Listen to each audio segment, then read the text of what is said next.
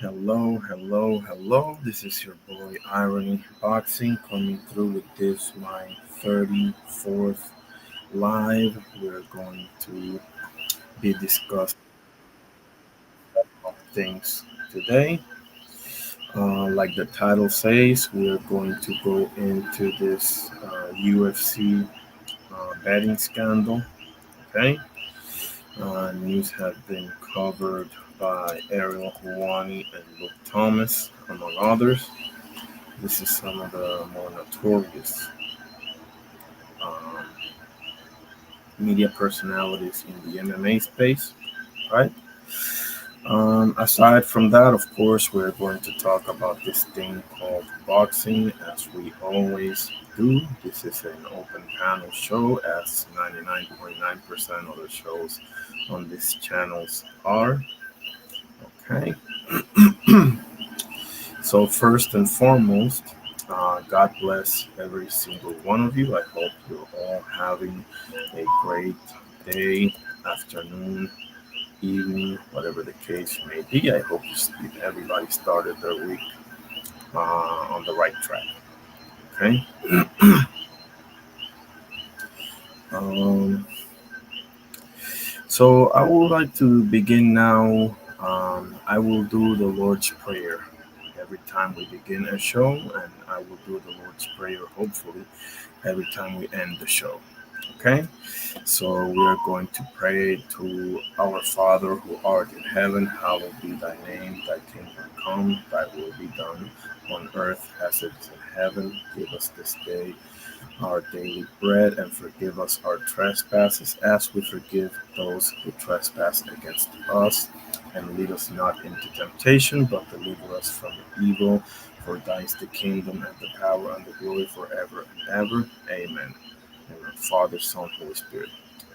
Love you. Okay, let us start with my 34th live now.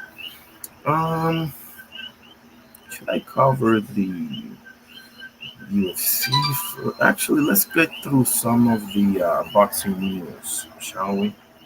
Let's get through some of the boxing news first, shall we? Um, yeah, there's a couple of nice news here. I did see that. Give me one sec. Yep, it says here. First of all, Edgar Berlanga and Armando El Toro Resendiz are in talks for a fight in early next year. Okay. Um, Berlanga is 23-2 with 18 KOs. Resendez 16-2 with 11 KOs. Okay. Um, right. I'm not very interested in this fight, to be honest with you. I would be more interested in a Berlanga versus Munguia fight. I don't know if Munguia is going to do the trilogy versus Bruno Saras. I think he should, but we'll see. Thomas Hill in the house. God bless you, good brother. Great to see you as always. That's my guy right there, Thomas Hill. Make sure you check out the Cashier's Corner channel. Um, so yeah, we're gonna go into the UFC's betting scandal, but first we're going through some boxing news. Okay, and after that, I will show you a great comeback fight, which is Arturo Gatti versus Wilson Rodriguez from Dominican Republic. Okay, so the first news to cover is that Edgar Berlanga and Armando Resendiz are in talks for a fight in early 2026. It says here Samuel Molina is going to defend the European title against Egidius Kavaliauskas, otherwise known as Mean Machine. Okay, this will happen. Um, European welterweight title, I should say. This will happen in Kaunas, Lithuania, over in November 28th. Okay.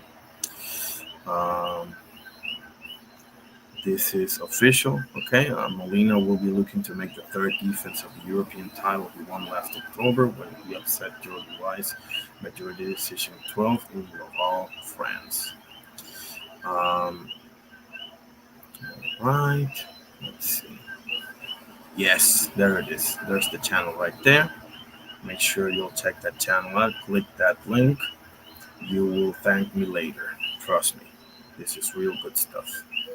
And if you guys have planned any, I know that you guys, I believe, go as like a spur of the moment type thing. But if you guys have anything planned for a set date, T Hill, make sure to let me know, brother.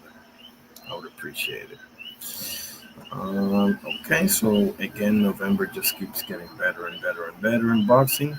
Now, we understand that Victor Conti has passed away, okay, after a battle with cancer, more specifically pancreatic cancer, okay. Uh, he was 75 years old, okay. Um, our prayers go out to him and his family. May he rest in peace, okay. Says here, Gervonta Tank Davis is expected to be removed from Jake Paul fight. Andrew Ward has been approached, to beat the hell out of Jake Paul. That'd be SOG. Come on, man. Yes, absolutely. Prayers to his family and friends for sure.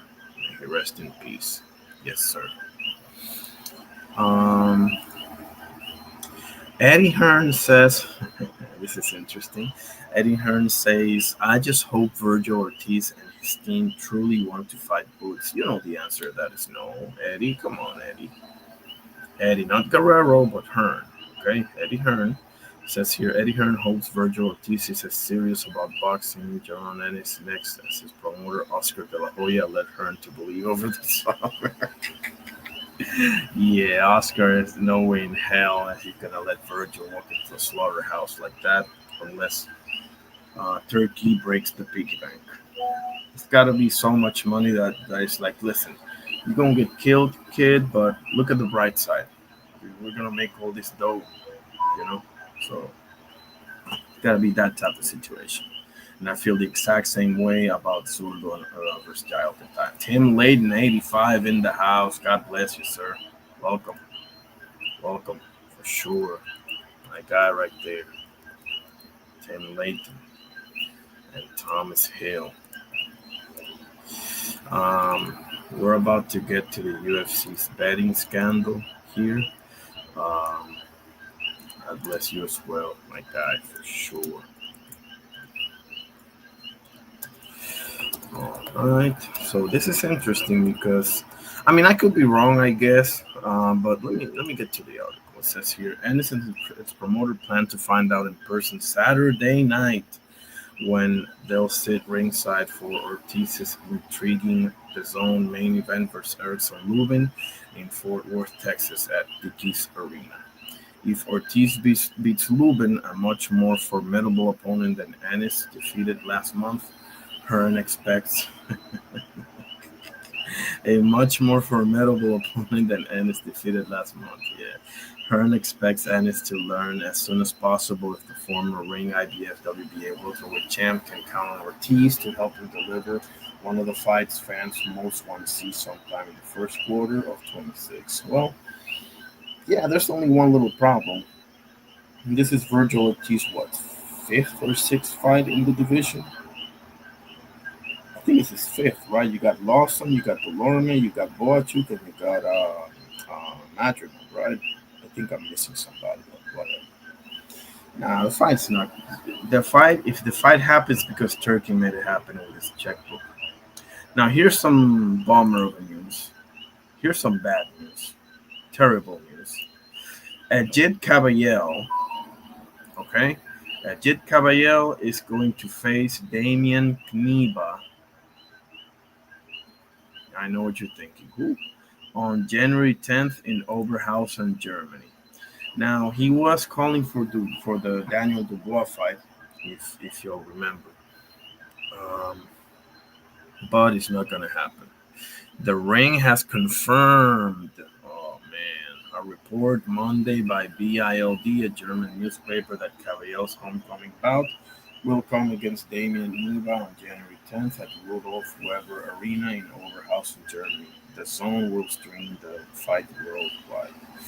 The 6'8" Neva native of Poland. Do you remember that fight? Didn't he fight in the co-main of what's it? Freaking. I can't remember right now. But it was a really bad fight. The opponent was like a small meatball. I remember that fight, unfortunately. Yeah, he knocked. Yeah, he's grabbed his most recent win when he knocked out Joey Dawejko, 28-14 with 4 draws.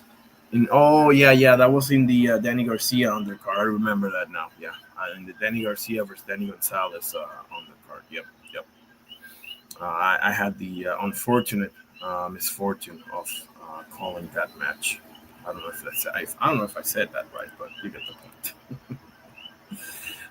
Dillian White says Wardley win will cement Usyk as greatest fighter of the last 20 years. I don't know about that, but he's definitely in the conversation for sure. He's at the very least in the conversation. He makes the short list, if nothing else. Okay, well, 20 years. I mean, that's all the way back to '05. I mean, mm, I don't know. I mean, he definitely makes the short list. I mean, for sure. It's just nothing crazy to say. So, nothing wrong with that, Mr. Dillian White. I don't see anything else on the ring. Let's see what the boxing scene has to say. It's more the same.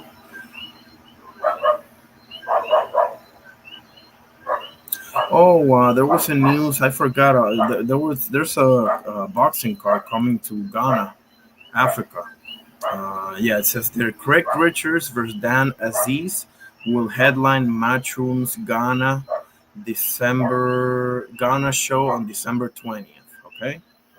Matchroom, after careful and meticulous planning, Matchroom Boxing is set to host its first show in West Africa. Nice. Headlining their December 20 event at the Legon Sports Stadium in Accra, that's ACCRA Ghana, will be light heavyweight contenders, that's 175 pounds. Craig Richards and Dan Aziz. Also making appearances on the card will be Leo Atang. They're spearheading that kid, man. Remember that name, Leo Atang. I've seen one, maybe two fights of him. Looks good, but and Nishan Dev, the kid from India. Two highly thought of prospects under the Matchroom stable. Craig Richards is 19-4 with one draw, 12 KOs. Could spectacularly end his 2025 with another victory under his belt. Last time out, he made it look easy against Patrick McCrory, stopping him in the eighth round on March 1st in Belfast, Northern Ireland. So, if you don't remember, Patrick McCrory, he fought Berlanga. I think that was Berlanga's fight before Canelo, but whatever. Similarly, Dan Aziz is 22-2 with one draw, 14 KOs. He's coming off his own stoppage win, having stopped Suleiman Adeosun in October 1st in Lagos, Nigeria. Yeah, that was promoted by Amir Khan Promotions, I believe. So, good stuff. Good stuff. Good stuff. I'll be looking forward to that. Does it say the zone? Yeah, it says the zone right there. Okay, awesome. Okay, so it appears that we're heading to the UFC's betting scandal. So I've seen Ariel Hawani's piece and I've seen Luke Thomas's piece so far, right? Because obviously this is still in its infancy as far as investigation goes, right? But from what I hear, first of all, this is related to the UFC fight night that just happened on last Saturday, which was UFC Vegas 110, right? This was, let's see. Yeah, the main event was featherweight Steve Garcia versus David Onama, right?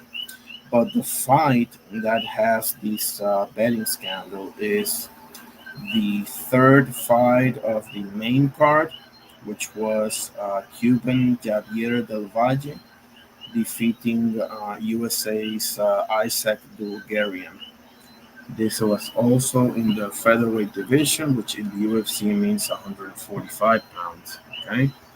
And this fight ended via submission by rear naked choke in the very first round by Mr. Javier Del Valle. Now, for what I hear, this is very similar to the James Krause debacle. If you know, you know, James Krause a few years ago was involved in a scandal where some of the fighters that he trained, he was involved in betting in their fights. And that whole thing was just a dumpster fire. Um, on this instance is pertaining directly to Isaac Bulgarian, right? Um, First of all, the UFC has already cut him from the roster. Okay, the UFC has already cut him from the roster.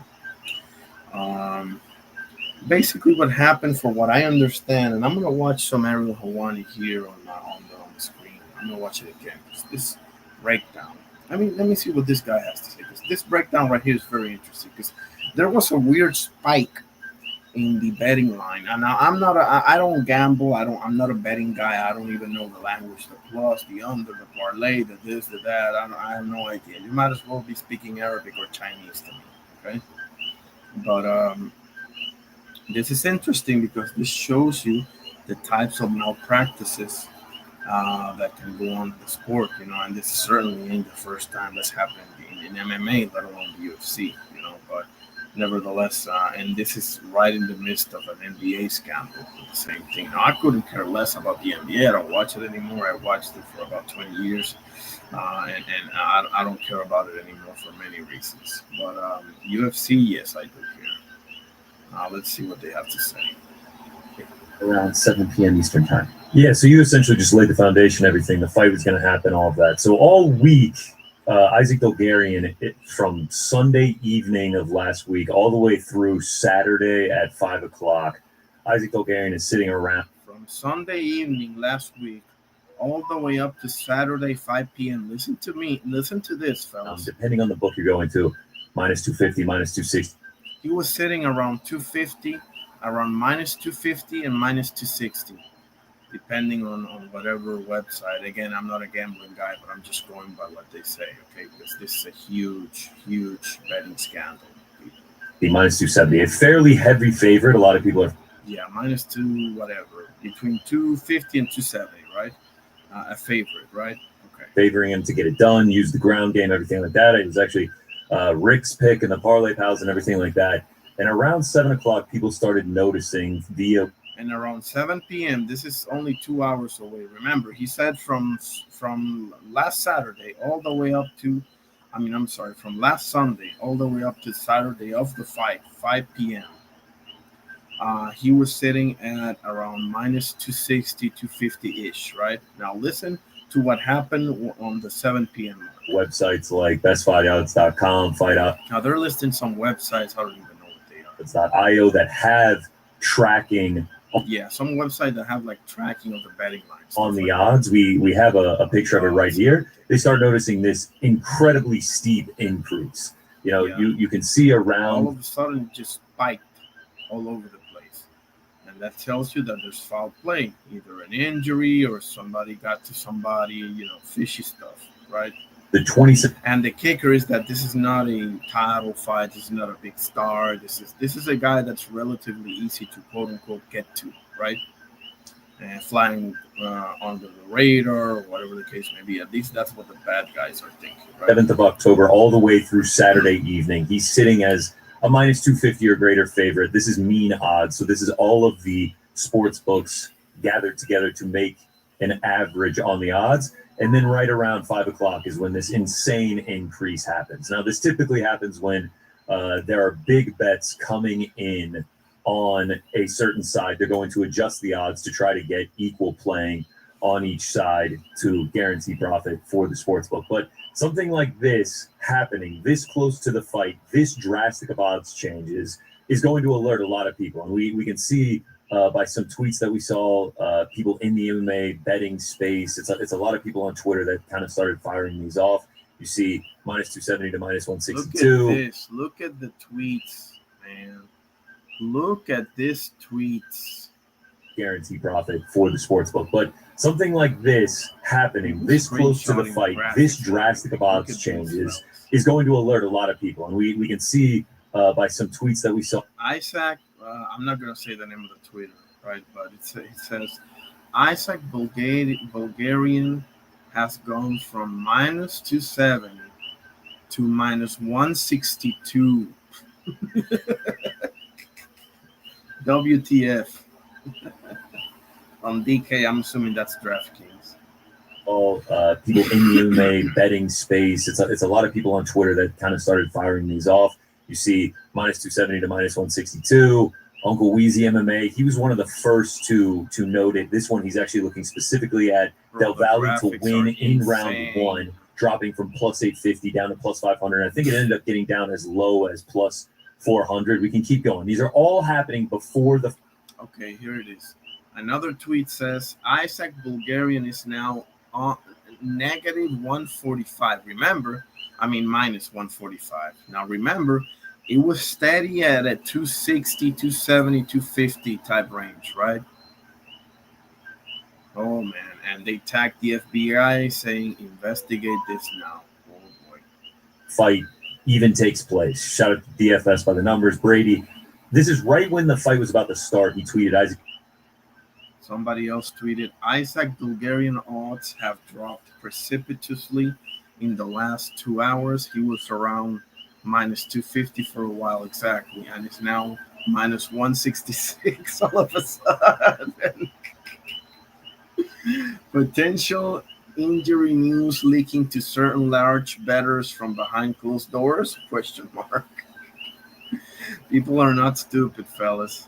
Bulgarian's now minus 145. FBI investigate this now.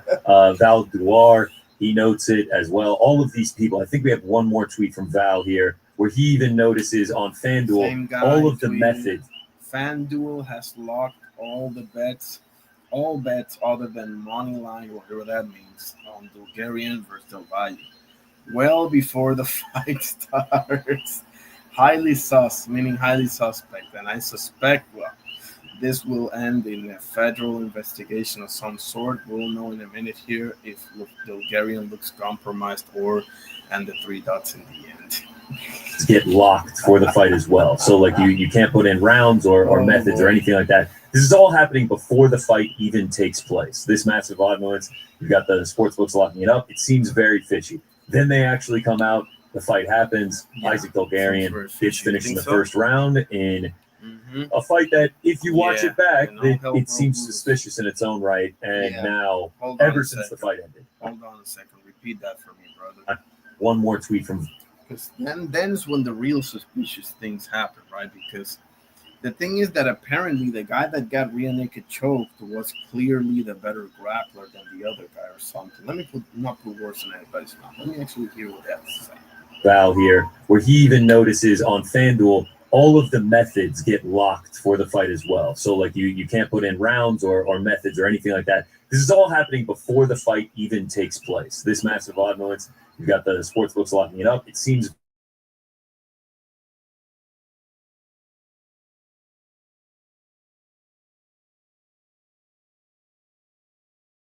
suspicious in its own right, and now so ever Isaac since Bulgarian got finished in the first round, as we know, via submission.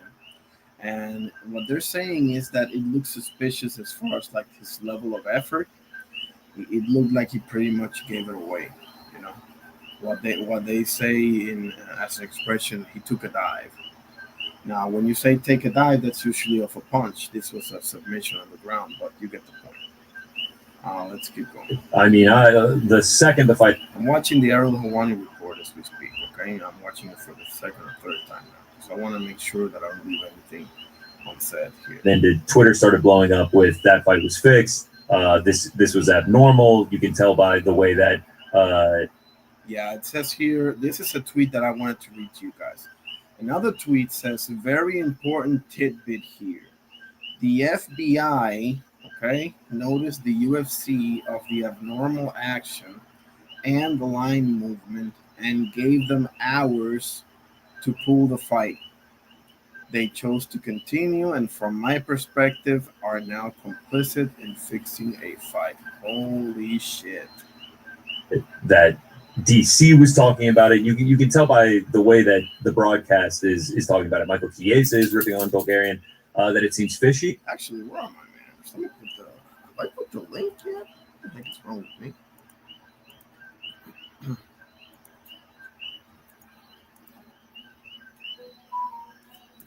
Okay, there's the link. Let me pin it to.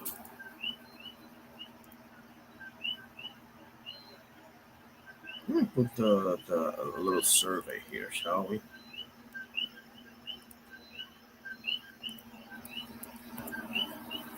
We got Saturday. Straight to the point, right? Virgil Rubin. Okay.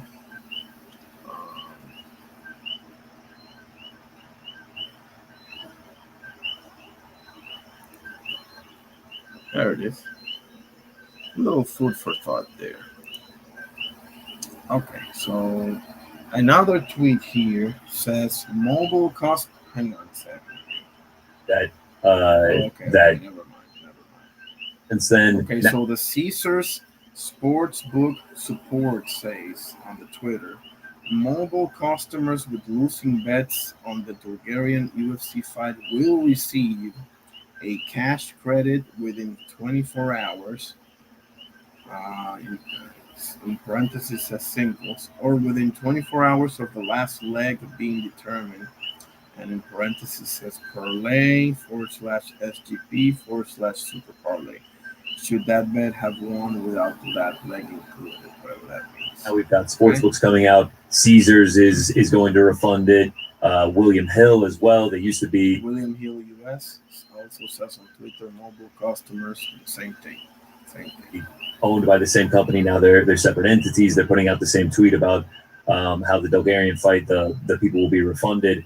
And it's opened up a whirlwind of people calling for action to be taken. And now, obviously, the story that you broke last night, Isaac Bulgarian has been cut by the UFC. Great breakdown. Thank you for that. So here's what I know regarding this story, and there's a bigger story at play here. Obviously, UFC was aware. Now the question is, because obviously, well, maybe not obviously, the investigation is on its way, right? It's underway, right? I should say it's ongoing. But if somebody got to this man right here, Isaac Bulgarian, right? If somebody got to him, I mean, they just got him fired, right? But the big ass elephant in this room really is who and what type of person would do this, right? Like who, like this is not even like a championship fight or anything, but nevertheless, you have I don't know how the betting deal works, so whenever there's money involved, all bets are off. But let's keep going. At this, they were made aware of it, and my understanding is there were yeah, that tweet was, I'm not gonna lie, that tweet really opened my eyes. That said the FBI notified the UFC hours before the fight of the irregularity in the line movement and everything, and advised them to pull the fight, and they decided to go through with it. Man, that tweet really opened my eyes. I don't know if that's true or not, but man. Conversations with Bulgarian and his team about this activity and questioning him what is going on. And multiple times he said that, according to my sources, that he was good to go, that there was nothing of this sort happening, and So everyone is saying that according to his sources, none of this phishing stuff was happening. So I mean, we'll see. This doesn't look good at all. That there was nothing to worry about, essentially. Now, I've talked to multiple people who have known Isaac for a long time, and who have trained with Isaac, and who have heard about training sessions. And I've been told that in the gym, he goes up against some of the best fighters in the world. The Yusuf Salals of the world, the Corey Sandhagens of the world, like some of the top guys in that area, in the Denver area. And not only does he go toe-to-toe, but sometimes gets the better of them. And I've been told that he is an absolute stud. And those same people had the same reaction that Daniel Cormier had the same reaction that Michael Chiesa had, which was, what the hell was going on? What was that? Now, to the best of my knowledge, well, actually, I know this for a fact, like, the broadcast team wasn't aware. But so all of that was very genuine. Like, not following through on the takedown, not fighting the hands, just punching when, you know, that arm is sunken in under the Yeah, they're saying that he really didn't defend that choke the way he was supposed to. You know, they're emphasizing this, man. And Luke Thomas did the same thing. Like, I didn't see the fight, but apparently, bro, like, he pretty much laid down in that fight. Now, like I said before, the UFC has already cut him from the roster. So, man. chin. It was all very unlike him.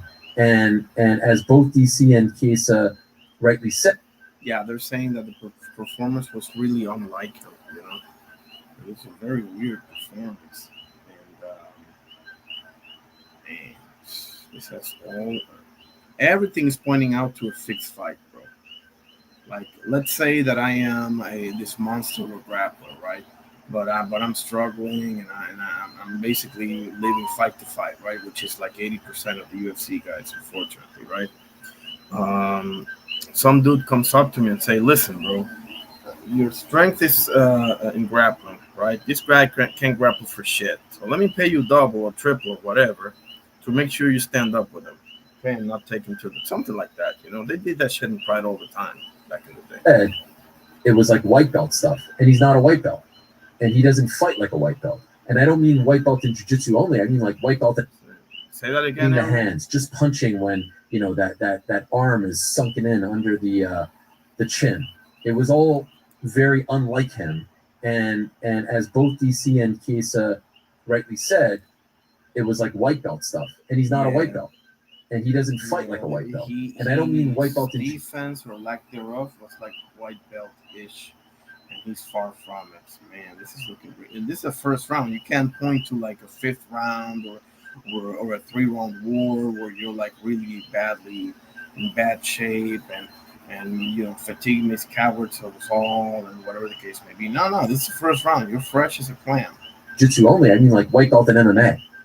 So all of that led to more suspicion. Yeah, everything points to the wrong direction here, as far as I've heard. After he was asked multiple times to continue, like, there were people that were wondering, like, this, you know, this seems a little bit odd. And obviously the radar is up. There was the Derek Minner situation of a few years ago. There's all this other stuff going on in the world of basketball, the NBA to be particular. And yeah, they're saying that this is like not the best timing. I mean, not that there's ever a good timing for this, but they're just investigating the NBA for some shit. So I believe that in this case, the UFC should have just pulled the fight. What's the point? Just pull the fight. There's nothing in the contract that states you can't pull the fight. Pull the fight. What? Yeah, the UFC should have just pulled the fight, to be honest with you, like Ariel was saying.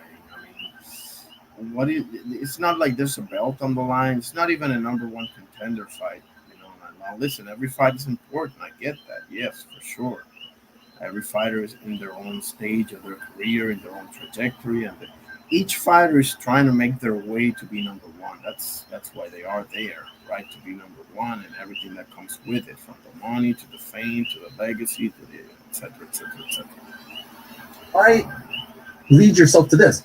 To be clear, I don't think the UFC had anything to do with any sort of nefarious activity. Nothing that has been said to me would suggest that in any way. Yeah, he's saying that as far as that he's concerned, the UFC is not showing any signs of being involved in nefarious activity. I mean, we are going to have to revisit that tweet, whereas some person was saying that the FBI notified the UFC hours before the fight and advised them to pull the fight, and they chose not to. I don't know how true that is. Paper form? It's definitely another elephant in the room. But if there are clear signs of some weird stuff going on, some weird gambling activity going on, If he's not quite acting himself back there, pull the fight. Why? Like, it's not worth it. It's a mid-tier fight on an Apex card that could lead to so much more. And by the way, even if they did pull the fight, the fact that this stuff was already happening should lead to an investigation. If in fact he was in agreement to throw a fight, to work a fight, that should lead to a release. But still, it's a stain on the company. It's a stain on the UFC. You can't just wash your hands of it. As we just said, the fight went through. He looked awful. He got submitted by a guy who should have never submitted him, especially not in the first round. Yeah, if you guys aren't familiar with this and you want to be, look up this name right here. This was one of the most scandalous news in UFC history right there. This man right here. Okay? James Krause. He's not involved in this, but golly, that was a huge story. That leads... Because the thing with James Krause is that he had the temerity to admit it on Arrowhead One. He admitted that he bet on every fight, but specifically on fights that involved trainers that he coached. He had a Discord server with thousands of paid members and this. And Drunk Irishman, how are you, sir? What an honor. God bless. Yes.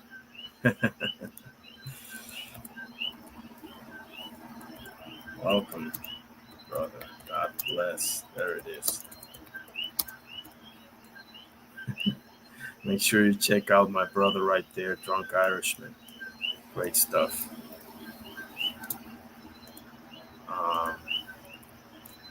So yeah, I mean, this is again, the investigation is ongoing and everything, but man, this is bad. This is real bad. Let's see what else Ariel has to say. To more questions. That leads to more speculation. Following day, release, a guy who... Just in case you didn't know, Drunk Irishman, one of the news in boxing is that Berlanga and Armando Resendiz are in talks for fighting in early 2026. Who was never on the Personally, I prefer Berlanga versus Munguia. But, the chopping block, so to speak. In the morning, officially, the release is attributed to the loss. They can cut you after a loss, but we all know what's going on there. Yeah, they caught him. We all know what's going on there. There's no doubt about it. Immediately from the roster. My understanding is, if the FBI indeed notified you hours before the fight and advised you to pull the fight, and you decided to go through anyway, and then this happens and you cut the guy, how does that not look guilty? I mean, seriously. This is on the FBI's radar.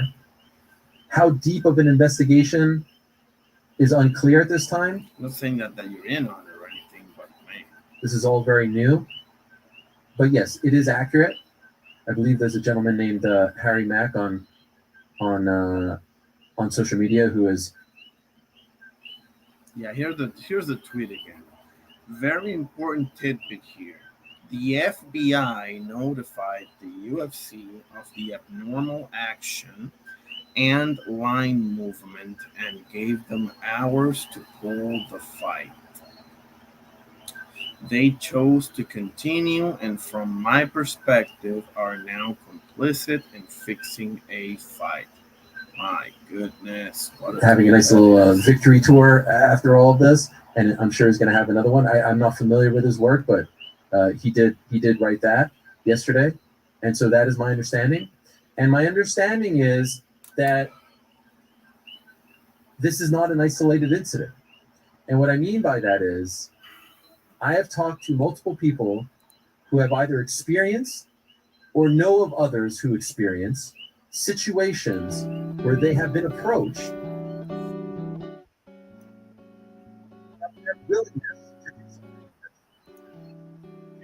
Because Errol Told by just multiple dropped a people nuke. that they have been on. approached. Hold They on. have been Hold on. Errol. who have either experienced... Okay, Errol is not dropping a nuke here. Give me 1 second, okay?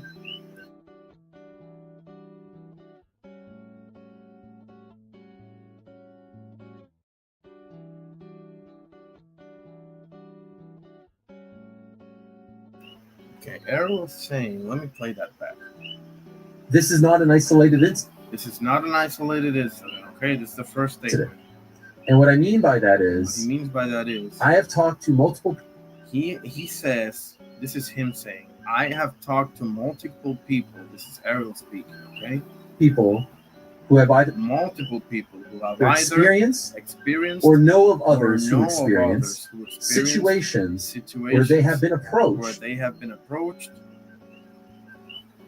about their willingness to about do their something like this. willingness to do something like this. So I have been, In other words, about their willingness to take a dive, fellas. In other words, about their willingness to take a dive for the sake of a bet and getting a cut of it. Remember, most of these guys are making what?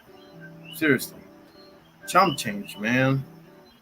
This is knowledge now, you know. been told by multiple people that they have been approached.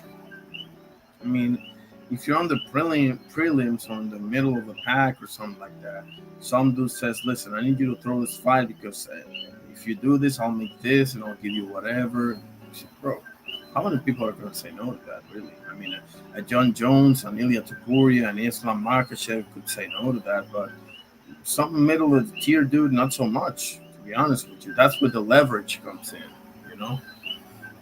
They have been talked to and said, let's "Are keep you going interested in this? with, Ariel.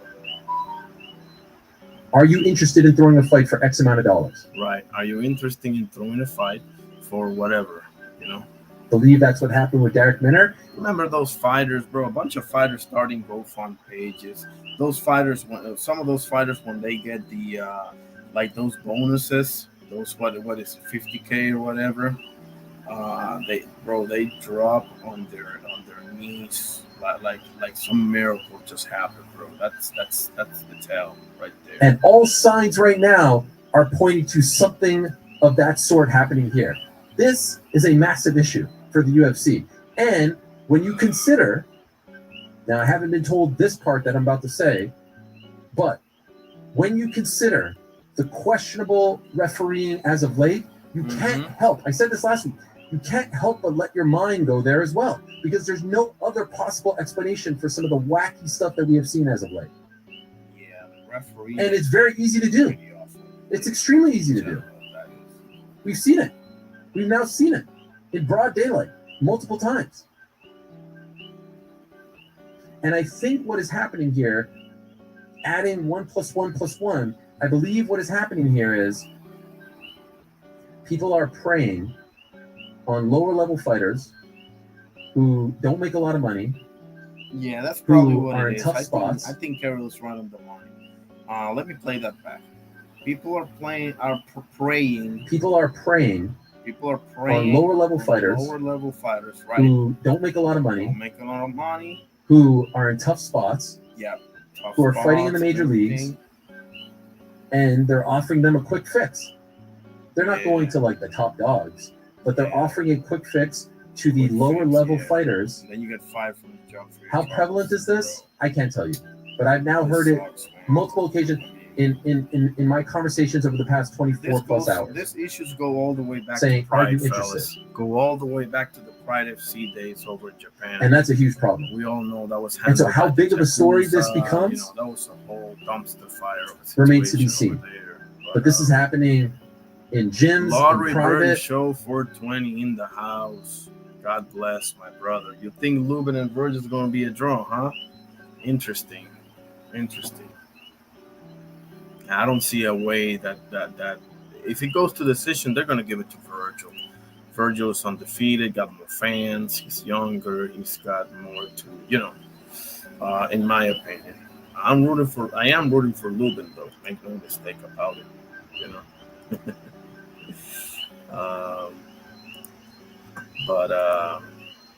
man, I'll definitely be watching, bro. That's going to be fire. Let's keep going. This is a big story. We're talking about the UFC of course, betting scandal. It has also been brought up involving the Javier Del Valle versus Isaac Bulgarian fight. That was in the fight night that just happened last Saturday, UFC Vegas 110. That was the third fight of the main card, and that was at the featherweight division, which is in the UFC 145 pounds. is the fact that Isaac Delgarian used to be coached by James Krause. Right, that's the big elephant in the room here. Isaac Dolgarian used to be coached by the one and only James Krause. Now, if you know, you know. Okay, if you know, you know. But James Krause 2 years ago was involved in probably the biggest betting scandal in UFC history. Okay, look him up. Let me put his name again on the chat. James Krause. I remember him from the Ultimate Fighter as well. But look it up if you'd like. That was a huge news right there. He was brought up by the Glory team in Kansas City, which no longer really exists. James no longer in MMA. And when he was signed to the UFC, he had long since moved on from James. He now trains at a Factory X in Denver under a great coach that everyone speaks very highly of, Mark Montoya. My understanding is there's no other connection to this story and the Krause story of 3 years ago. It's just that he was once trained by him. So when you look at his, noting that the fighter at fault here was once upon a time trained by James picture, and there's a Glory logo there, you're like, oh wow, that's weird. But everyone that I spoke to said the connections end there. Now, was there a sort of environment fostered? That remains to be seen. But 1 and 1 doesn't equal 2 in this regard. I mean, that's what we got so far, basically, on the boxing scandal. I am now going to show you one of the, maybe 2 great boxing comebacks. Okay. The first one is Arturo Gatti versus Wilson Rodriguez, right? Let me show you bits and pieces here, okay? I'm gonna jump fast forward and everything, but I am going to give you some sauce here. Don't worry about it. Audio, and then, hang on a second. I always forget about this thing, man. Let me put the disclaimer and everything before, let me hold my horses here. There it is. Disclaimer, where's the banner? Here's the banner, okay? This is for educational purposes only, no copyright infringement intended. I'm not even monetized, okay? Okay, don't be a grabber, guys. Don't shut me down, please, pretty please. This is not even like the official channel. Oh, and I'm gonna show you another one too, and about Ilya Topuria, my guy right there on the screen, my favorite MMA fighter right now. Close second would probably be Jiri Prohaska, but that's debatable. Okay, here it is. Arturo Gatti versus Wilson Rodriguez. All credit goes to Jeff Jackson. Unbelievable channel. Can't say enough of them. Okay. He's got a huge mouth under his left eye. See what it says there? And it's swelling already, and that's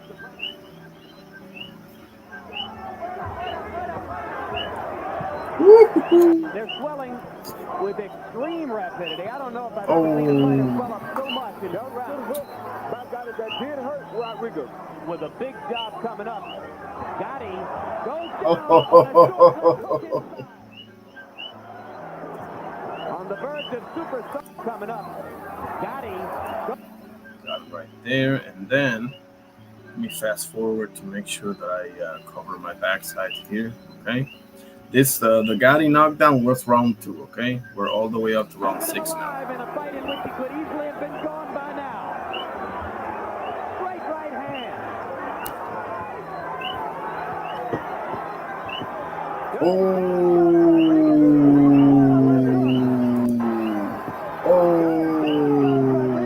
What a left hook. Arturo Gatti. How about that, Larry Merchant? How about that, huh? God bless you as well, my brother, for sure. Yep, that's the first little filet mignon that I have for you guys tonight. I have a second one and a third one, and possibly a fourth one. We'll see how it goes. Let me put the link. Don't be shy. You can pull up, even if it's only for 1 minute. Hey, I pulled up to just say hi. Hi, how you doing? Hi, bye. Anyway, I'm sorry. Okay, again, the disclaimer. Here it is. Okay, let me cover my backside. I gotta get better at this for real. Otherwise, they can shut my shit down. You know. So I'm gonna show you now another great comeback. Okay, then on the boxing, of course. By the way, I should show some UFC stuff. You know, oh, I know what I'm gonna show now. I know what I'm gonna show, but okay, let me get to this one first. Just a second.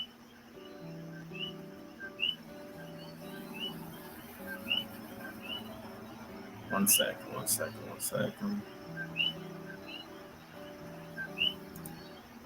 Okay, getting my ducks in line here.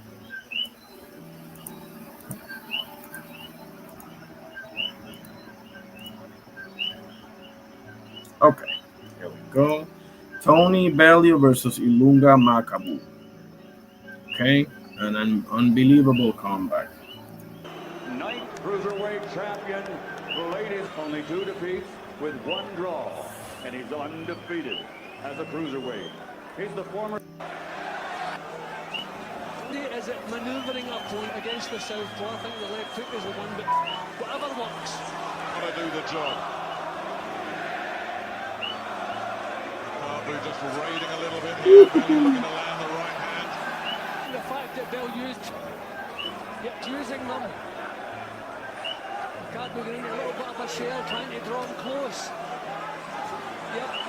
I like the attitude of Bellew. He's thinking what he's You saw the guard peeled there by Tony Bellew twice. He won David Benavidez there.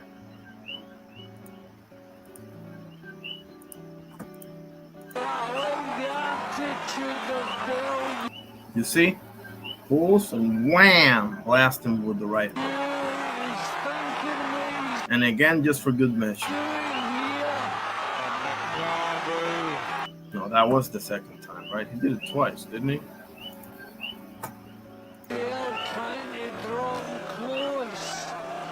There it is. Wham! One. 2 times. There it is. See that? Beautiful job by Tony Bellew. I think that's called the peeling of the guard, or the guard peel, something like that. If anybody knows the actual term, put it in the chat, please. And Carbu against the ropes, then comes out again. It's basically use the glove to peel, the guard, and then blast him. David Benavidez does it all the time. Watch the Morel fight; he did it like 1,000,000 times. See this with Carbu on tape, but these are nice, solid, hurtful punches that are coming in from Bellew. And Carbu is shipping a lot of punishment here. Hooks to the body, right hands upstairs.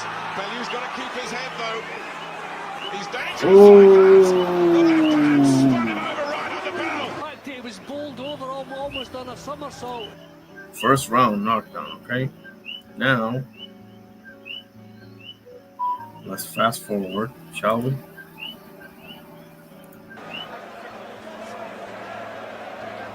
Well, Tony was throwing meaningful punches. That was the punch he probably felt. It was getting him the result. He knew it was clean. He'd forced Makabu onto the defensive again. His body weight is back, so he's not going to get power into his own punch. Terrific shots from Tony. I was worried at the time that maybe he was taking too many chances, but not completely the opposite was true. There, a good left hook just knocked Makabu onto the defensive. It caught him a little bit high, but it's troubled him. And from that point on, Makabu really couldn't get any punches. Oh, hold on. They're showing the freaking replay. Is that it? Okay, there it is. No, that's not it. Where is it?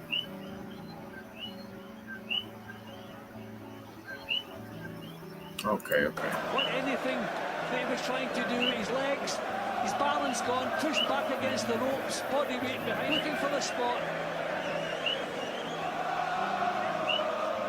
I mean, natural punchers. When they see a chance, they go for it. Tony saw his chance, and he went for it. Oh, terrific shots.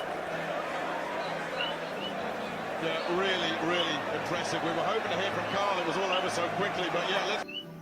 Yep. Amazing combat. Yes, sir. Saw that, LB? Yep. Yes, sir. Now, I'm gonna show you this of MMA. Okay, I'm gonna shift over to the UFC for 2 seconds.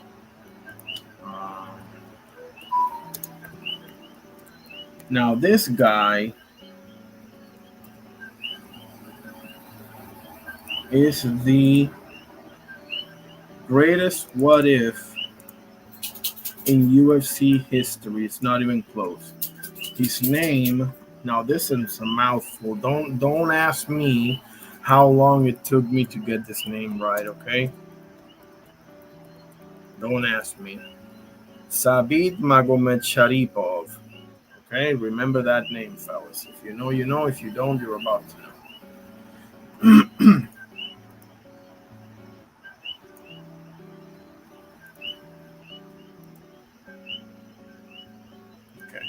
So I'm about to share my screen to show you how good this man was. Okay, he got really sick on during the COVID years, and then he oh, hang on a second, same thing. You see, I almost forgot. I can't help myself. I can't. Here's the disclaimer right there. Okay, don't be a crapper, guys. I'm not monetized. This is educational purposes only. This is a short, for God's sakes. Okay. Please look at the banner. Let's see what we got here. Okay, I'm sharing screen. Take a look at this, fellas. Take a look at this.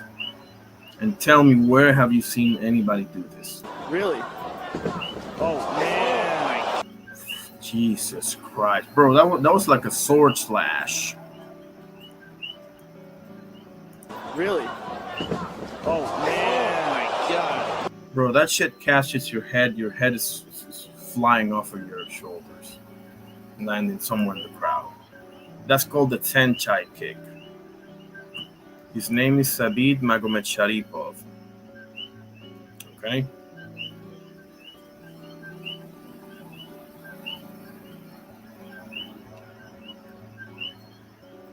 We're doing some UFC, but here we have cool ass guy 917.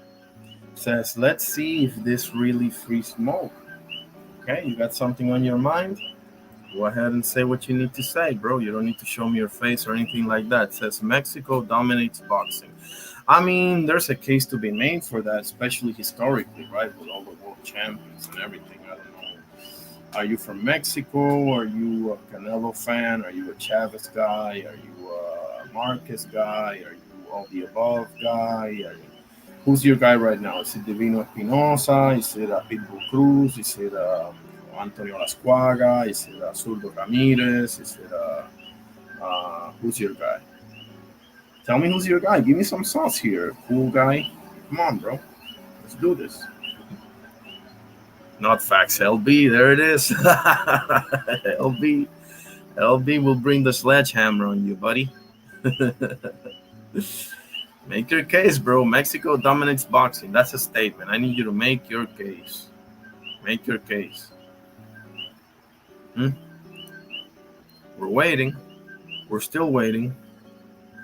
The next thing I want to show you is Ilia Topuria. We're staying on the UFC for a second. We're waiting for the cool ass guy 917 to show signs of pulse here. Did you saw that kick, LB? Did you saw it? If not, let me know. I'll show it to you again. I saw that. I was like, Jesus Christ. This dude looked like he came straight out of a video game, bro. No joke. And then he retired. He's, I think, studying medicine right now. He got really sick on COVID, though. He was the next big thing. He was out of featherweight, 145. So here's the disclaimer. Okay, don't be a crapper. I'm not monetized. No, educational purposes only. Okay, bro, are you kidding me? Right? Like it was crazy. It looked like a sword slash, bro. It doesn't even look like it looked like a sword slash, man. Ilya Topuria, my guy. Look at this, bro. This was when he fought Jai Herbert. If you haven't seen that fight, go back and watch it, bro. It scared me to death. That was the hardest Jesus Christ. punch I ever took in my Oh, experience inside the cage. I can't believe that he recovered from that, bro. I literally cannot believe it. Because he hit him with the shin part too, right? Like, hang on a second.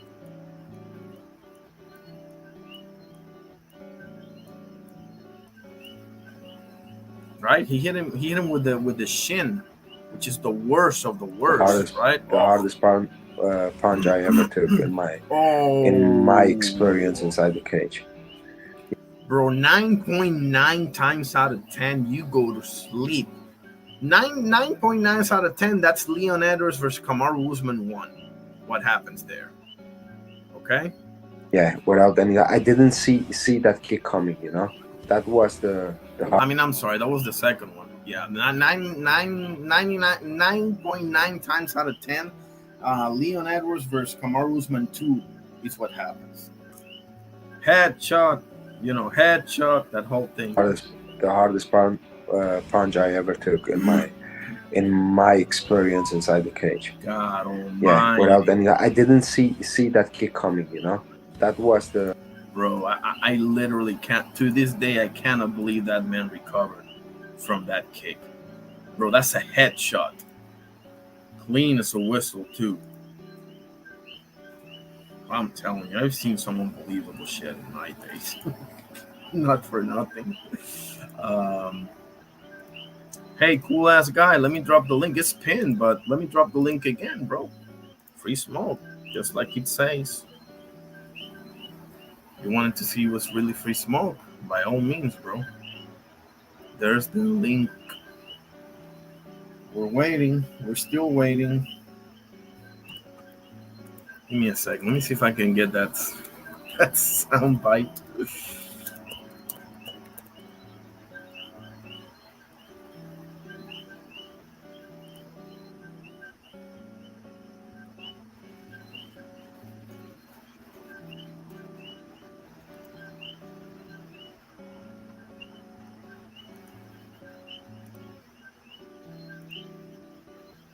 Hold on.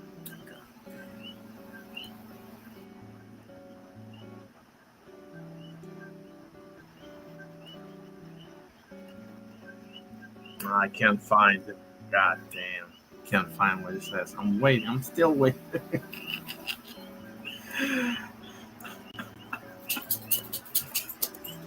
Alright, you know what? Screw this. Let me show you just the bits of it.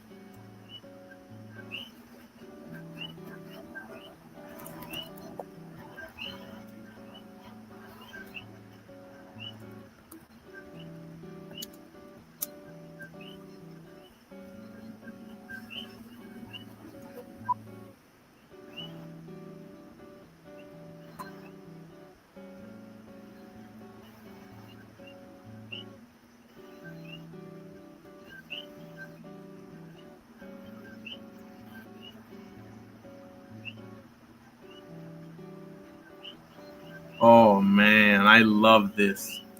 Let me show you this. This is my message to cool ass guy 9 whatever it was. What is it? 917. Okay? This is my message. Oh, hang on a second. I gotta pull this crap up again. Disclaimer, all the good stuff, okay? Maybe what? Maybe you agree, LB, or what do you think? I mean, I could see an early one, but Benavides usually stops people late. I know he stopped Bubu early, but I mean, I can see that happening as well. Okay, this is my message to cool ass, well, not so cool ass guy 917. Maybe I should say not so cool ass guy whatever it is, 911. I don't know. Call 911. I don't know. Here's my message to you. Pay attention. And I'm waiting. I'm still waiting.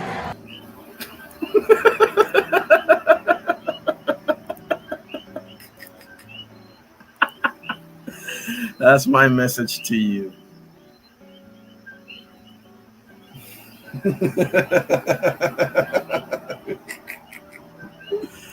I'm telling you, man. They come in here, let's see if this is real smoke. And then they put a statement and then they run for their lives. Because you know I'm about to squash your head, right? That's why. Because you know I'm 2 seconds away from squashing your head. But listen, historically speaking, I mean, listen, I ain't got nothing against Mexicans. I follow a Mexican channel. I'm a member in a Mexican channel as well. I love me some Mexican brothers and sisters. I mean, I ain't got no problem with that. But you got to substantiate what you say. I can tell you that I'm the best player in the NBA, but when you ask me why, I can't run for my life. You know, run for the hills. You know, be a man or be a woman. Just stand on business, bro. You know, maybe he didn't hear me. Maybe I just need to drive the points further. You know, let me make the point further. That's what I need to do. Yeah, I got it now. I got it. Maybe he didn't get the idea the first time. So let me do it the second time, you know? Sometimes you gotta be so nice that you gotta do it twice. And I'm waiting. I'm still waiting. There it is. You're not gonna come in. You ain't got the heart. You don't even need heart, bro. You don't even need to show me your face. You just come in here and say, you know, because of whatever, bro. Even if it's a not so good argument. You think I was born with all this knowledge? And by the way, all the knowledge that I'm left to learn.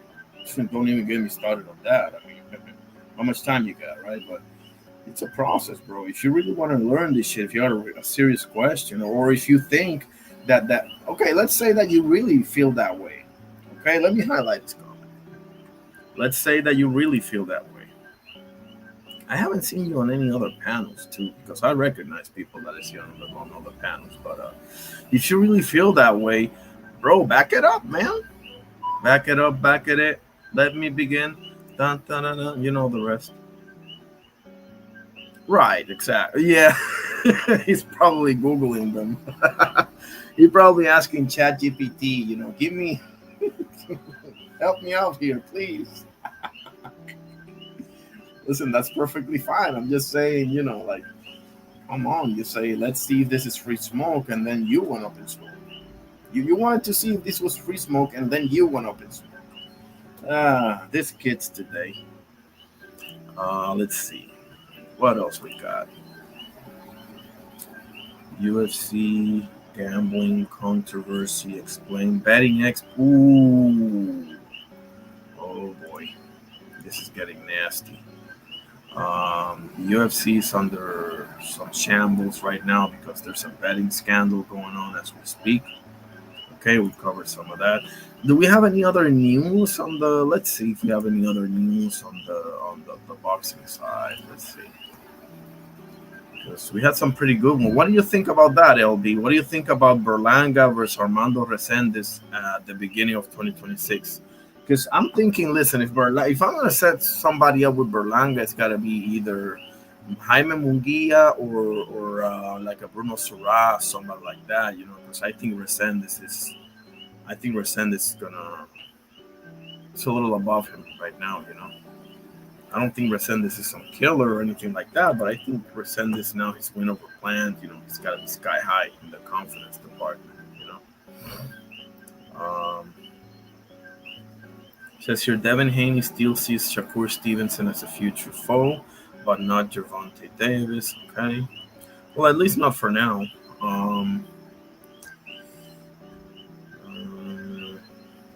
Adam Azim versus Kurt Scobie is set for Eubank versus Ben 2 undercard November 15. Okay, so that's good news.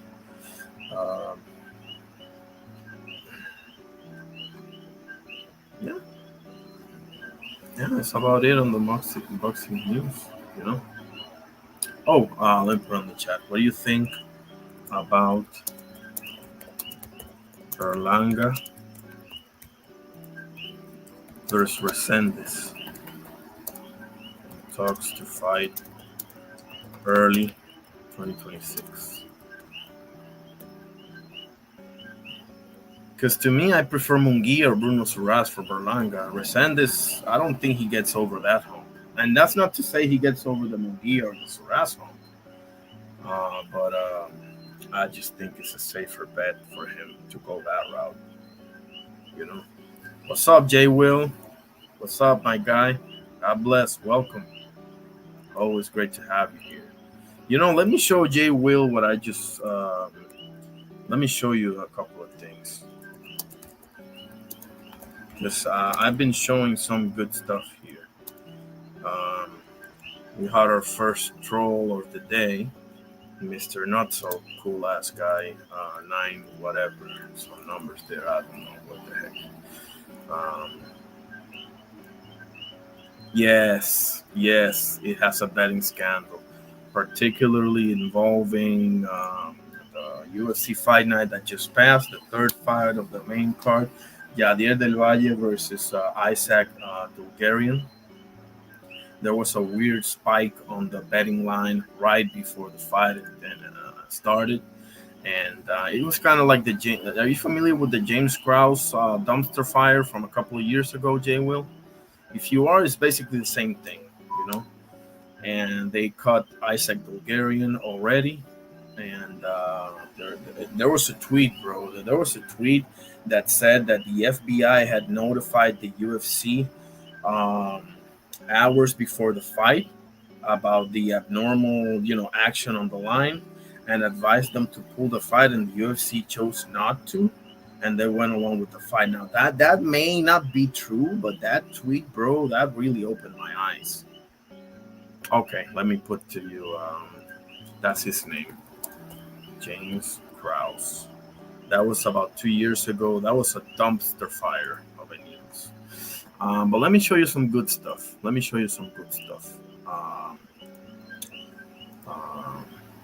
First, are you familiar with Ilya Topuria, Jay Will? You are familiar, right? The guy on the screen. Oh, okay. Heard of him, meaning Krause. Okay, gotcha. I know you have to have heard of Ilya Topuria right here, right? The two belt Topuria. Let me show you his fight on versus Jai Herbert. Are you familiar with that fight, bro? That scared me to death. Again, I forgot about the stinking disclaimer. Give me 1 second, man. I can't help myself, can I? There it is. Okay, I'm just a peasant, guys. I'm not monetized or anything like that. Educational purposes only. Don't be a stinker. This is a short, for God's sakes. Share screen, audio. If you haven't seen the Jai Herbert fight, bro, and watch this and tell me, because I'm still trying to figure out how in God's name did he recover from this. No jokes, man. Look at this. Jai Herbert, that's his name right there. That was the hardest. Oh my goodness! Punch I ever took in my experience inside the cage. Bro, I cannot believe he didn't go to sleep there. I cannot believe it. That was, like I was saying before, 9.9 times out of 10, bro. It happens what happened with Leon Edwards and Kamaru Usman, the second one. You know, the famous headshot and whatever. Good God Almighty, bro. So that's the first one, and the second one is Sabit Senshai. Watch this, bro. This is something straight out of a freaking video game, bro. This is the greatest what if in UFC history. I think I put the name on the chat, but let me write it again, because yeah, there it is. Zabit Magomed Sharipov. Don't ask me how long it took me to get that last name right, okay? but here it is. Watch this. This is unreal stuff. Yes, right? It landed at the perfect time, perfect place too. Like, I can't believe he didn't just go night-night, bro. That's unreal. Look at this. Really? Oh, man. Jesus Christ. Now that doesn't even look like a kick. That looks like a sword slash, bro. Like a Soul Calibur type of sword slash. Really? Oh, man. God. Bro, you do that shit to me, I'm out of there, bro. I'm like, unlock this bitch, bro. I don't belong here, bro. Get the fuck out of here. Oh man. Oh, and I have something to say to the trolls now. I have a message to the trolls. I want you to know what that is, Jay Will. Because when they say that, let me put the genius's comment here. Let's see if this is really free smoke, right? And then he went up in smoke. Mexico dominates boxing. I'm just saying, bro, back it up. Back it up. Come in here and put me in my place. Back it up. But, you know how it is. And this is my message to people like this. Let's see if this is free smoke, right? So here's my message to them. Let me let Stone Cold tell you, because he can tell you better than I can. And I'm waiting. I'm still waiting.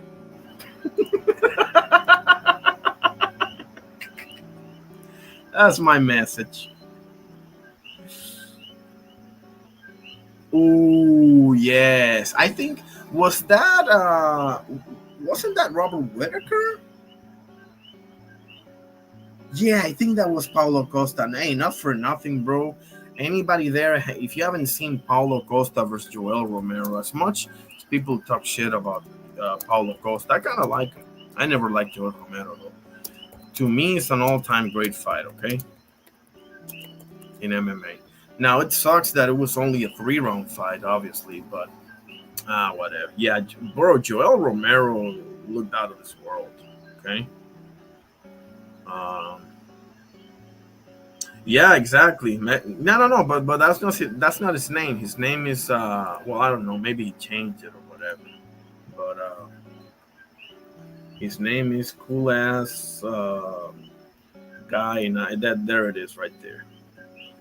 That's his name right there. But I mean, who cares? Little trolley. Yeah. Whitaker also cracked him with a head kick. Yeah, I mean, Joel Romero is out of this world, bro. That dude is made out of granite, you know. Um, but what else we got? Let's see. We showed a couple of comebacks. We showed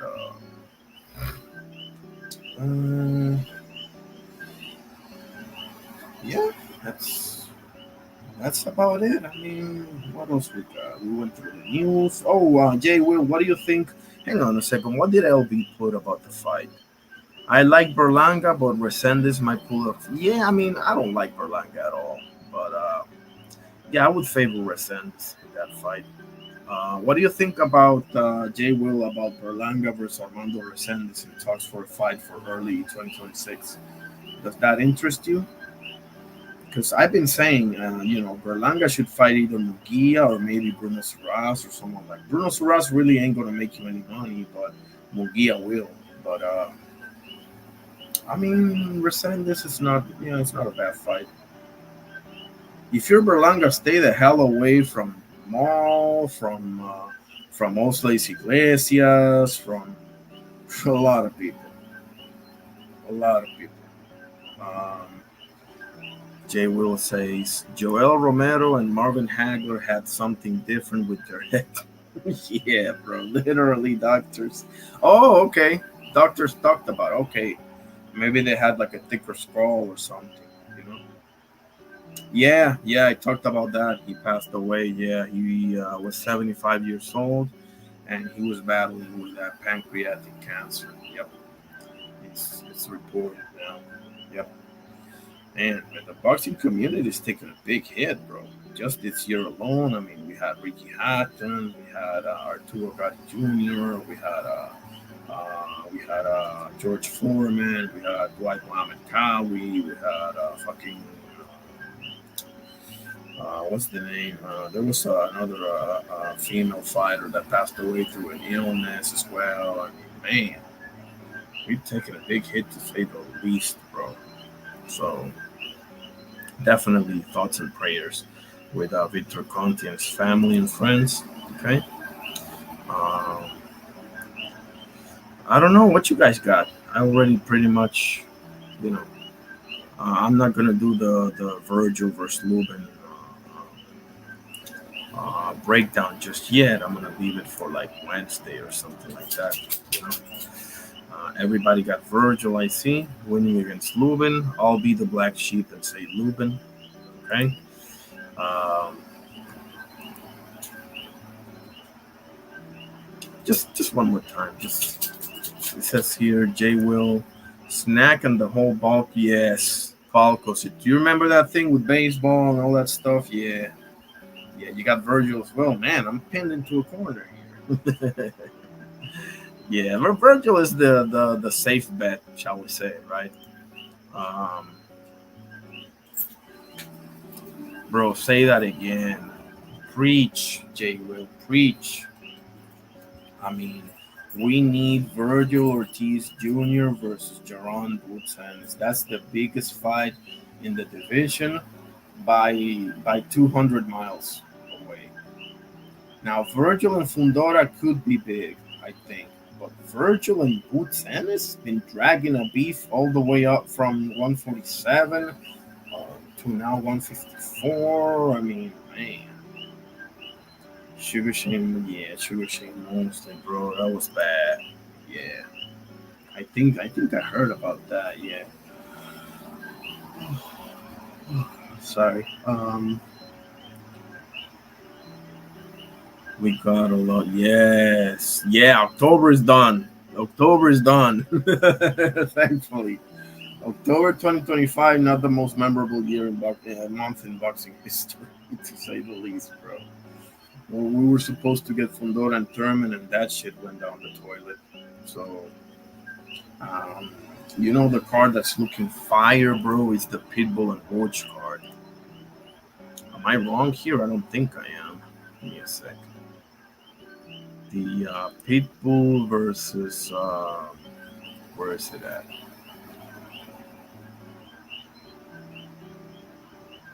No, that's not it. One second.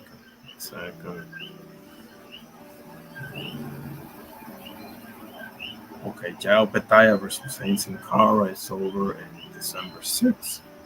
That's gonna be very early in the night. Golly, man. I listen, not for nothing, fellas, but I hate it when it's like in Australia or Japan because I gotta get up at fucking 12 a.m. or whatever. But it is what it is. I'll do it for my boy for sure. We got Justice Honey on the co-main as well. Saturday, December 6th. This is the big kahuna, aside from the November card, right? We got Pitbull versus Roach, Lara versus Janibek, and Oshaki versus Fulton. I mean, obviously, we got Ramos versus Mosley Jr., Frank Martin returning versus Francis Barthelemy, and a couple of other fights. So, man. Okay, you know what? Let's do this. I need to know, right? I need to know, and the people need to know who y'all got on these three fights. This is the people's demand. Okay?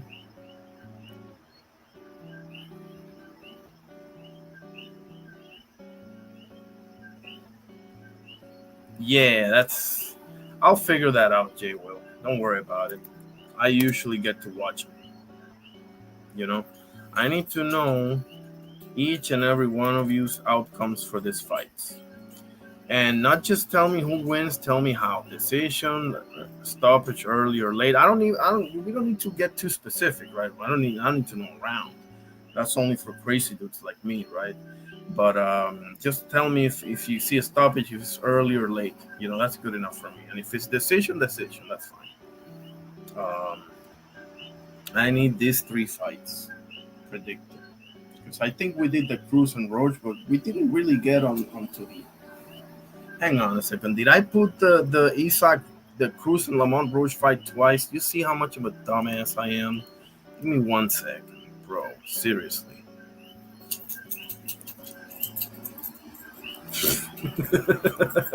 Forget what I said there. Forget what I said. Okay, let's get to business now. Okay, now it is. Now it is. Everybody put on the chat the outcomes that you see for each and every one of these 3 fights. I will start first, okay? If you want, or anybody. But I got Roach by UD. Lara by upset of the year.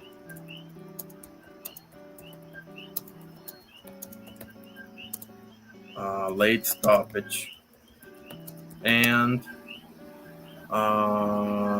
that's, bro, the Foster and Fulton fight. Golly, I'm gonna say Fulton. I love Oshaki, bro.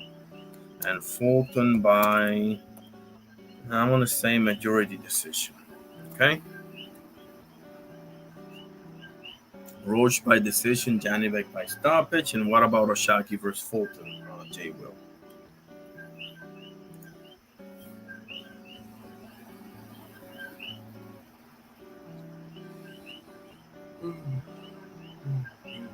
Oh, sorry.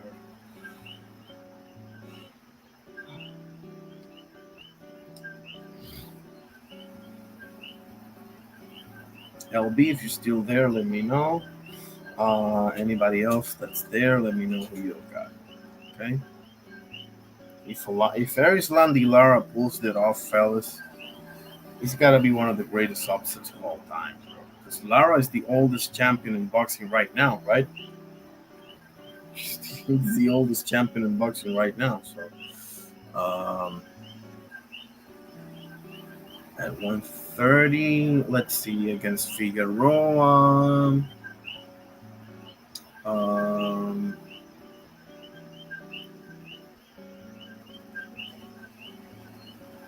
Damn, he got 2 draws, LB. Damn. I can see that happening. Lara, you got Lara, man. I love it. I love it by decision. Interesting. You're edging Foster. Yeah, it's a hard one to call, isn't it, Jay Will? I mean, LB got a draw.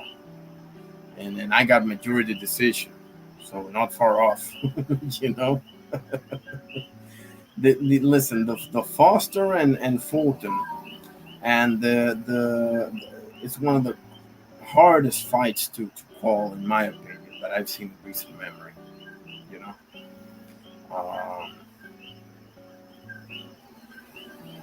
yeah, that card's gonna be good, fellas. That's gonna be good. I got a great feeling about this. Hopefully, Lara can turn back the clock, though, for real. Anybody got anything else? Because I am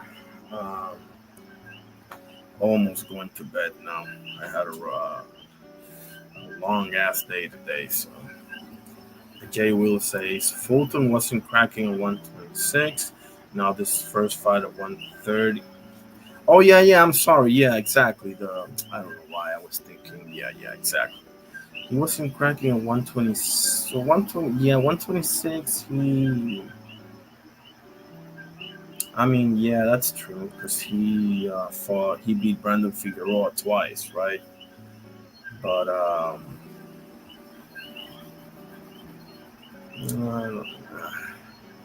I mean, to be fair, you know, Shaki Foster, I know that he got that stoppage against Rocky Hernandez, right? But I don't think that he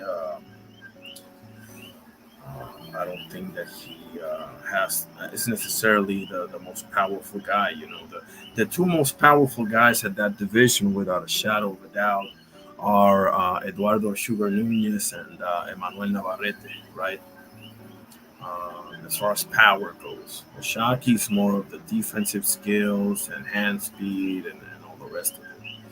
And Fulton's more footwork, in my opinion. So, man, Fulton and Oshaki, I'm telling you guys, I wouldn't be shocked if that wound up being a candidate for fight of the year. Okay, I wouldn't be shocked at all if that ended up being a candidate for Fight of the Year, for sure. So yeah, that's Jay Will. Actually, let me paste you the link here of Ariel Hawani's coverage of the betting scandal if you're interested in checking that out. Okay. Um, Man, what the heck? Oh, okay, there it is. One sec. Okay, yeah, here it is. Here's the link, fellas, if you want to follow. Oh, you're very welcome, bro. Absolutely. It's my pleasure. There it is. If you want to follow the whole thing, there it is. And Luke Thomas also did a piece on it. Okay. Those are two of the sources that I go to. I'm sure the MMA Guru and all the rest of them are on top of the shit as we speak, but those are the two that I go to most of all, as far as MMA goes.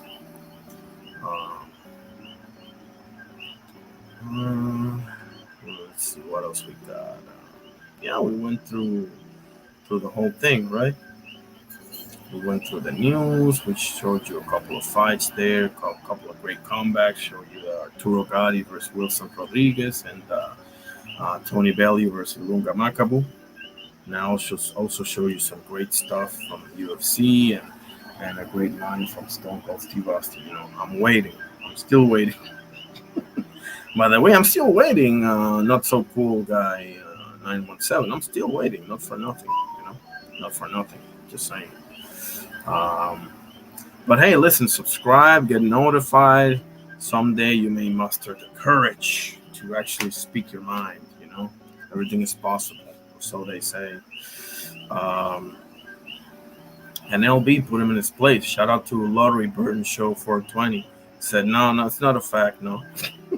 He went up in the phone. You couldn't even reply to that. I love it.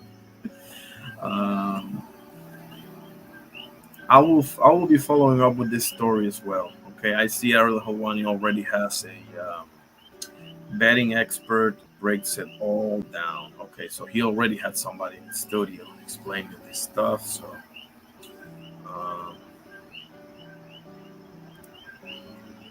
I mean, we'll see how this whole thing plays out. It's not looking good, fellas. The James Krause. Oh, let me give you the link to the James Krause thing.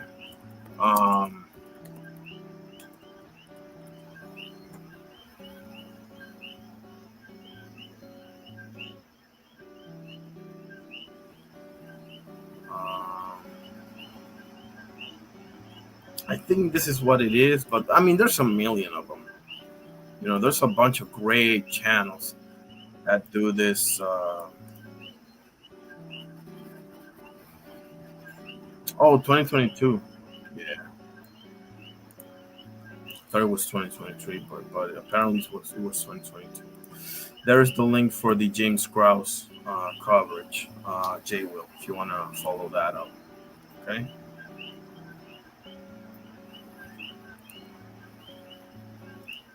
Okay. But there's a lot more of those. Okay, there's a lot more of those. You can just go on YouTube and put James Krause if you want to, or you can check that one, whatever you want. Okay. I'll see if I can call the fight on Saturday. I think I'm gonna be working on that day, but we'll see. We'll see if I can at least get to the main event. What time is it, by the way? Let me look at the zone. Give me 1 second, okay? Let me look at the zone because it is in the USA, so it cannot be like at 2 p.m. or some bullshit like that, right?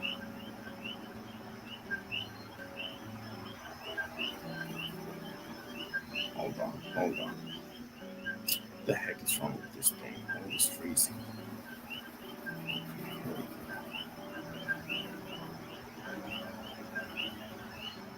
The zone.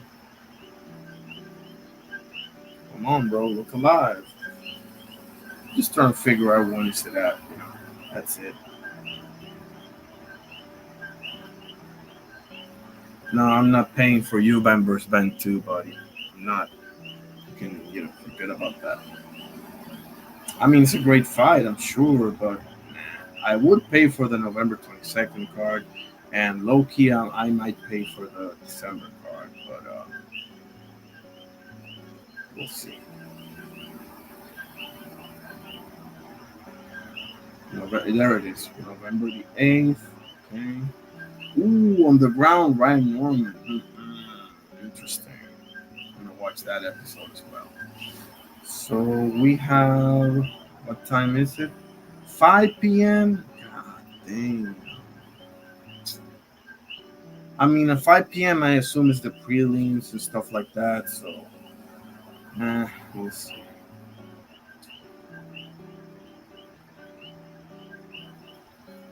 We'll see. When is the Grand Prix finals? I don't see it yet listed here. Somebody told me it was in December. Anybody know when the Grand Prix finals are? Let me look it up here. Laptop.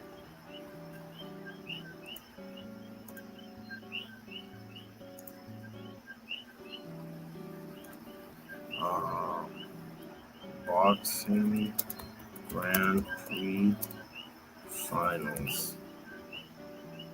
Riyadh season. What the heck? Okay, here it is. Phase 5, the grand finale is scheduled for December 20th in Riyadh. Now, when is December 20th? What day of the week is that? Let's see. What is this? What the heck am I doing? Okay, fine. Here we go. December. Yeah. December 20 is Saturday. But being that it's in Saudi, it's probably going to start really early.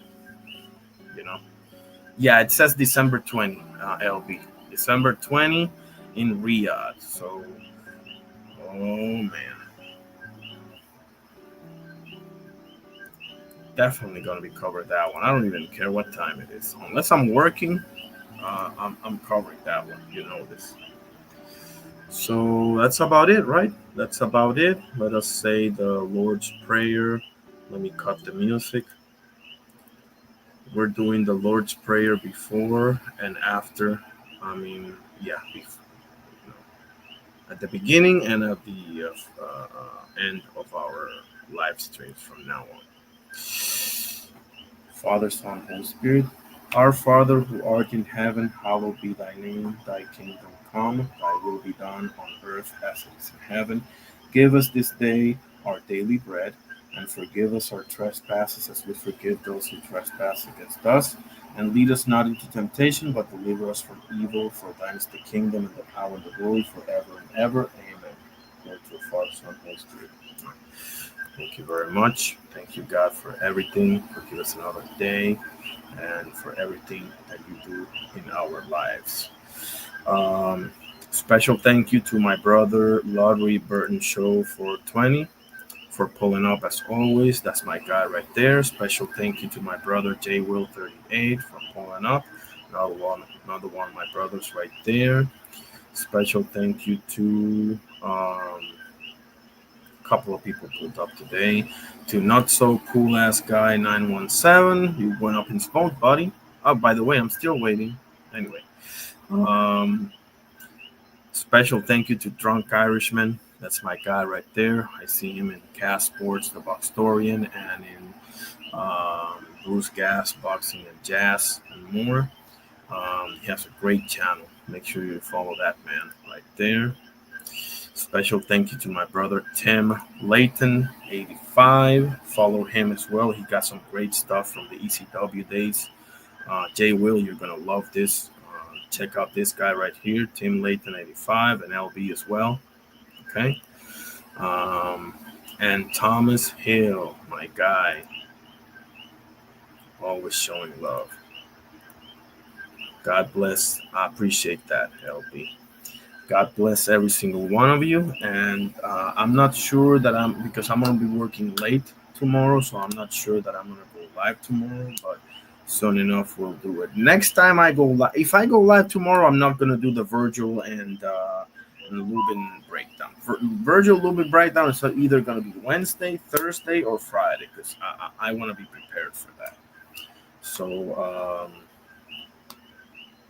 yep, that's about it. That was my 34th live. Again, God bless every single one of you. I hope you all have a great rest of your week. Most of all, stay safe. All right. And we shall see you all soon. Peace out.